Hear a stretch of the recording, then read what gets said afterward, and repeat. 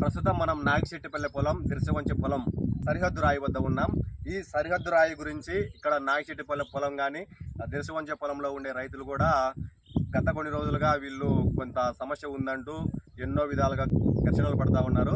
అయితే ఈ రాయికి సంబంధించి గత 10 రోజుల క్రితం రెవెన్యూ డివిజనల్ సర్వేర్ ఇక్కడికి వచ్చి సర్వే చేసి ఇక్కడ ఏదైతే నాగిశెట్టిపల్లెకు దిర్శవంచకు సరిహద్దు రాయి ఇదే అని చెప్పేసి ఇక్కడ రాయి పాతిపోయినారు.